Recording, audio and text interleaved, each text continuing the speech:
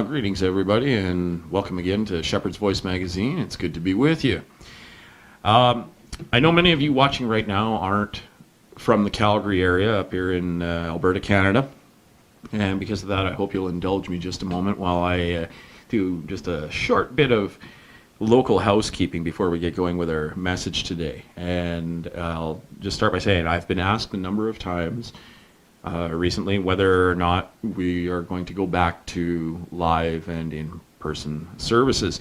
And just as anyone who hasn't been able to meet over the last 2 years or has had limited availability for meeting over the last couple of years, I would like us to return to in-person meetings as quickly as we possibly can. As those of you in the Calgary area know, here in Alberta, there have been a number of short-lived reopenings, let's call them that, already. And in each case, when my wife Carrie and myself have gone and started to look for another place to meet or to go back to the previous place where we used to meet, everything would get shut down again and kind of foil our plans. So I don't think that this one is necessarily going to be as short-lived as the last one. Perhaps we're going to stay open now. So with that said, we have begun the hunt for somewhere to go to.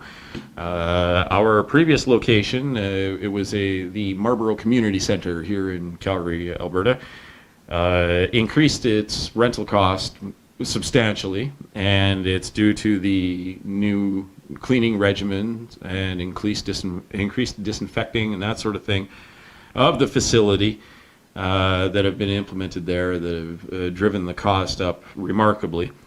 And we're also running into a situation where the Saturday booking times seem to be a bit of a stumbling block. So we may not be able to return there, but that would be the optimum place to go, would be to go back to where everybody's familiar, even if it is for the short term.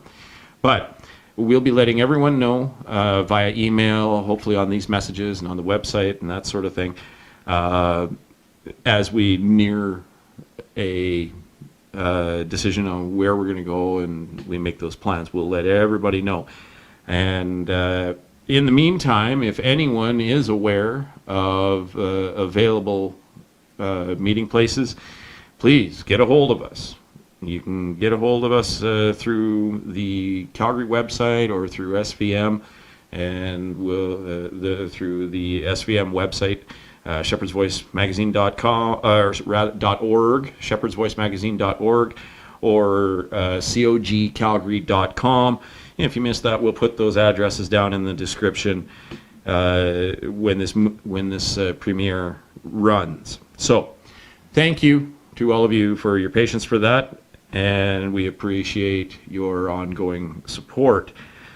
So with that, we're going to jump straight away into today's message. And if you'd like, please turn to Psalm 46. And we're going to have a quick look at verse 10. And this is likely, again, a scripture that you're reasonably familiar with. Verse 10 of Psalm 46 says, "Be still and know that I am God. I will be exalted among the nations, and I will be exalted in the earth." And I've seen this scripture lately used as, kind of the encouraging verse of the day, as if it's saying, just sit back and it's okay, watch me work, and kind of in that sort of a tone. These are the express words that God is actually saying, and we'll look at how that kind of fleshes itself out here as we move along. But I would suggest that it's likely not the encouraging statement to the believer necessarily that it might present itself as if we read it out of context. So with that, I'll ask a familiar question. Is this the context of what's being said? What is actually meant by that statement of "be still"? What is the context for that word or that phrase? Does it literally mean to halt or to freeze in place, and to just watch God work? Perhaps on some level. on some level. But is that all there is to it? Who is he speaking to? So, as always, I'll say that there's a fair amount of interesting stuff going on here in a fairly short passage. So let's take a look as we jump off here at some of the other translations for this verse. I read initially there, I just read from the American Standard Version. And I did that on purpose because it was that and the King James and numerous other translations that use the phrase, be still and know that I am God. The CSB, the Christian Standard Bible, that's what I usually read from when I'm presenting these messages, is the Christian Standard Bible or the Holman Christian Standard Bible, either one of those two. It begins by saying, stop fighting. Stop fighting and know that I am God, exalted among the nations, exalted on the earth. The Common English Bible says, that's enough. That's enough. Now know. Now know that I am God, and I am exalted among all nations, and I am exalted throughout the world. The CEV says, our God says, calm down. Calm down and learn that I am God. And I think we'll see that learn that I am God is in direct reference to witnessing that he is God, and then understanding that he is God. All the nations on earth will honor me. The NET, the New English Translation, he says, stop your striving and recognize that I am God. I will be exalted over the nations, and I will be exalted over the earth. And one that I don't typically reference. However, this time the Living Bible actually captures it. It's not always the most reliable. It seems to, a lot of time, kind of water things down. But in this it says, stand silent. Know that I am God. I will be honored in every nation in the whole world, or honored by every nation in the whole world. So I'll note that it's actually fairly rare for so many varying translations and ways of expressing what amounts to leave off to oppose me, that they would actually be in this type of reasonable harmony with one another. Sometimes there's some real disparity between the translations. But this particular one, all these translations, if you kind of take them as an amalgamated bunch, they all kind of capture what the actual translation of this word is. Be still. This phrase, be still. As I said, I read from the ASV at the beginning, at the outset, and it's the phraseology that we're probably most familiar with. Now, the period of time wherein this was written was a time when kingdoms were rising up against Israel. And if you do a little study on this, you'll see that this is a song about the men of Korah. And I encourage you to read the entirety of Psalm 46. We're not going to go through the entirety of Psalm 46. We're just going to kind of zero in on a few details here today. It's something that we might dive into a little deeper in future messages. But for today, we're going to just look at some interesting facts about this and see if maybe we can't relate it to our life today, as most of these scriptures that we read are there to do. So, you'll likely note that throughout the first 9 verses of Psalm 46, God is being written about. He's called a stronghold, and he's called the Lord of armies. And the world outside of Israel is being told to come and see the works of God. All right, but in verse 10, things shift just a little bit. And this is kind of common throughout the psalm. Sometimes you'll see the voice of God being inserted, or the shift of focus from the writer moving from first person to third person and so forth. You'll see this happen throughout the Psalms. But this this is one of those instances where God's voice is being introduced to the passage. So with that in mind, we'll again note how some of the different translations read. Stop fighting. That's enough. Calm down. Stop striving. Stand silent. And then with the addition at the end there, the adjunct of learn, know, recognize that I am God, exalted among the nations and exalted in all the earth. And that exalted among the nations and exalted in all the earth, we're going to see here, is a facet of God's judgment, because he is asserting himself as God over his creation. So, again, this isn't an expository writer that I'm not terribly familiar with. I know it a little bit, but I don't usually use a lot of his stuff. But it's Gill's exposition of the entire Bible, and I find that to be a very lofty title indeed. Gill's exposition of the entire Bible. It's in paperback, about that thick. No, I'm being cheeky here. But it presents an interesting point of view, and I'm hoping that we'll get something out of the small portion of it that we're going to read from now. And I'll say, just as a caveat before we get into this, that there are some spots where I don't necessarily buy into the Gill's expository point of view 100%, but we'll note those particular examples as we go along. Because I did say that this was written at a time regarding the men of Korah, and it was a time of other countries rising up against Israel. But let's read from Gill's exposition of the entire Bible. It begins, it says, "These words are thought by some to be spoken by the Lord to the nations of the world to cease from war," as the Targum readers renders the words. Excuse me.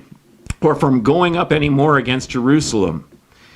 And that they were spoken to them before the breaking of their bows," etc., as Ibn Ezra observes.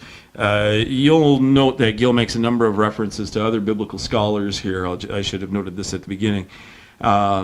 In this particular exposition. So if you want to follow up on who those individuals are, I'm saying the names here. I'm just going to read right through them, but once this premiere has played through, and you can go back and grab those names at your leisure as you watch this video on your own time after the premiere goes.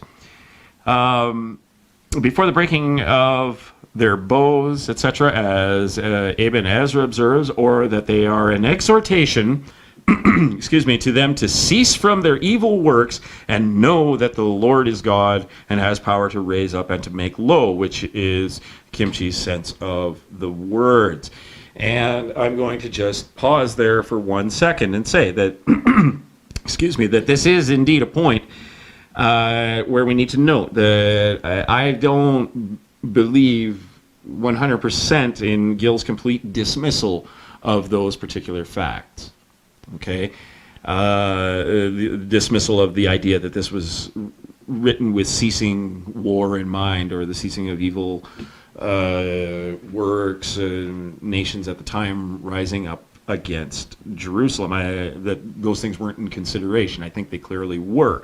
But I do believe that these things are the case, with the additional lesson being given to the reader, the listener, namely us, in a manner similar to what we're going to read next in Gill's expository, because it kind of starts off with this preface that I'm not terribly wild about, but then it continues this way. It says, "But they are rather a continuation of the church's address to the fearful among them." Now that's interesting. We've talked about this stuff before.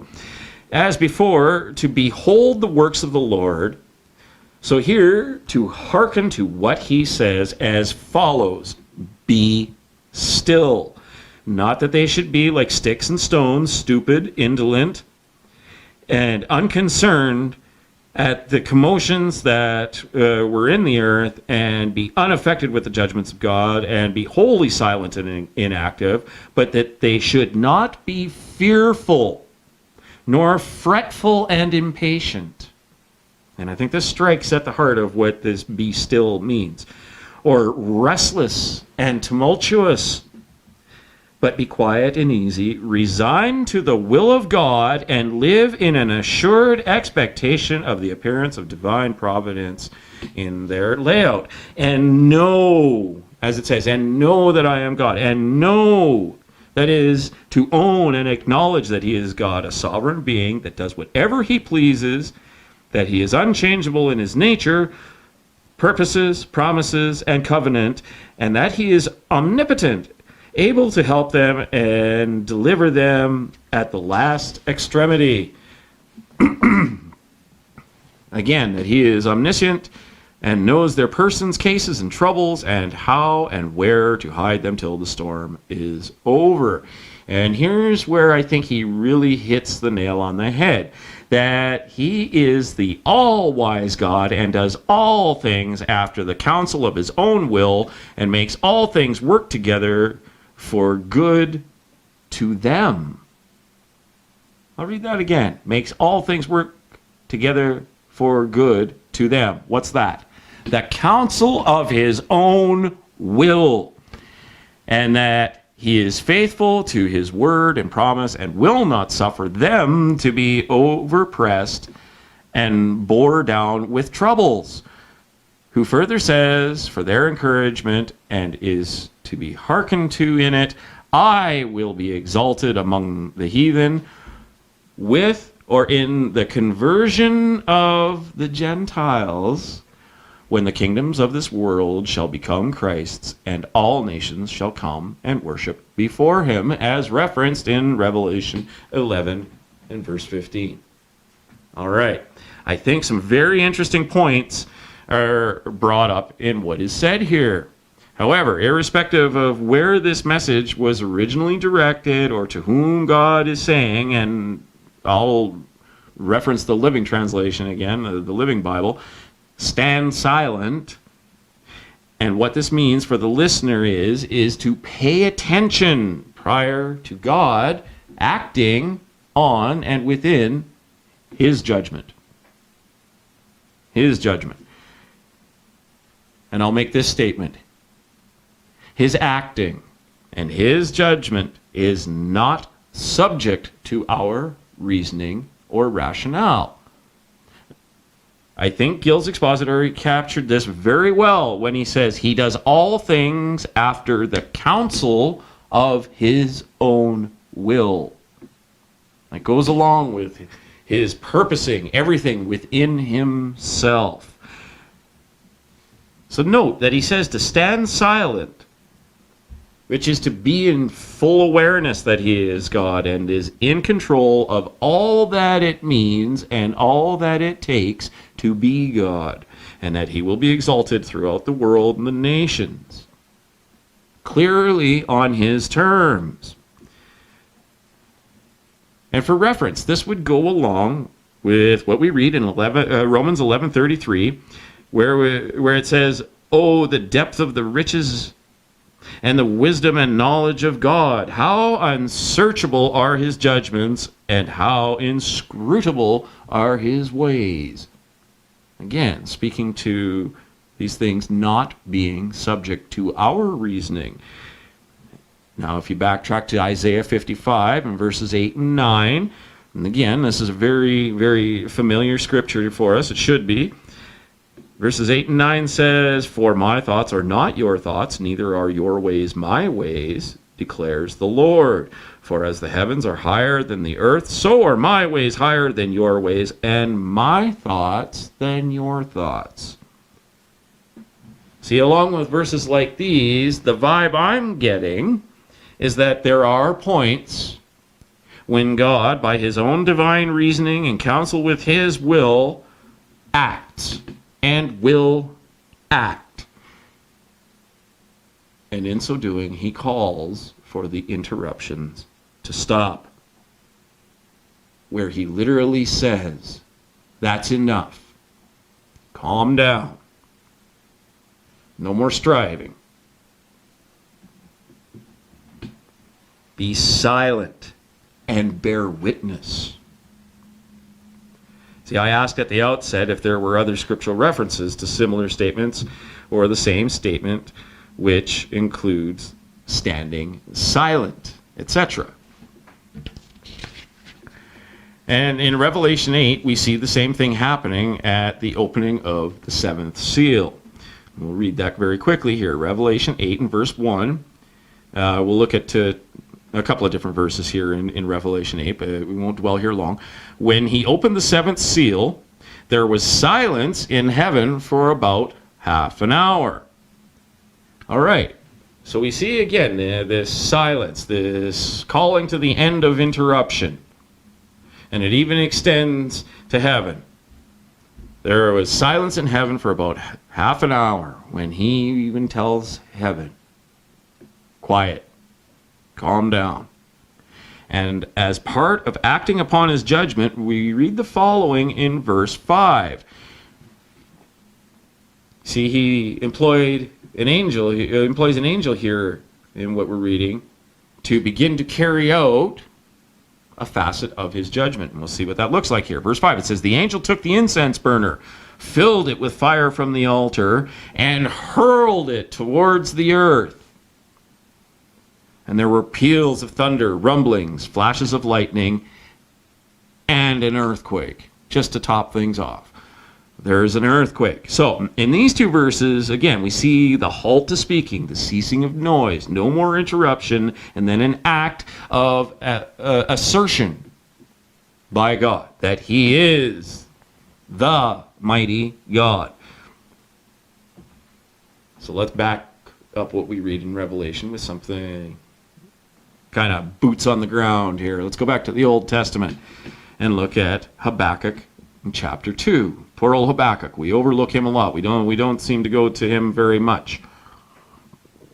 Let's begin in verse 19. It says, woe to him who says to wood, wake up, or to mute stone, come alive. Can it teach? Look, it may be plated with gold and silver. In other words, you might think it's got worth, yet there is no breath in it at all. And in verse 20, but the Lord is in his holy temple. Let the whole earth be silent in his presence. And we see here now that this scripture contains some of the elements that we've been talking about throughout our message today.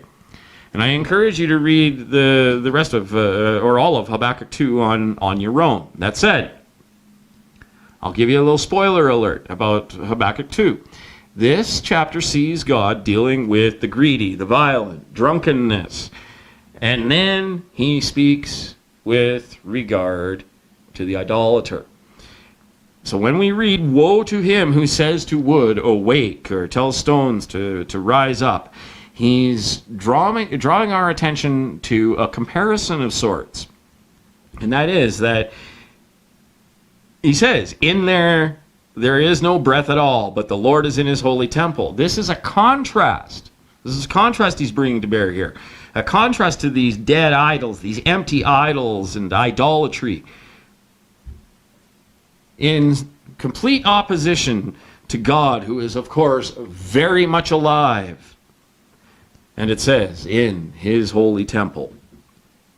Therefore, it would be that it's the folly of the idolater that is, along with the other fallible human conditions and behaviors covered here in Habakkuk 2, which are exposed by the righteousness, mercy, and wisdom of God. And that's what we're supposed to be witnessing to. And I believe if you read Habakkuk 2 and some commentaries or other Bible helps on Habakkuk 2, you probably find that the likelihood is that Habakkuk didn't necessarily understand why it was that God would judge a sinful nation, which in this passage was Judah, by using an even more sinful or idolatrous nation, which is in this case Babylon. Which again would say echoes scriptures like Isaiah 55, 8 and 9.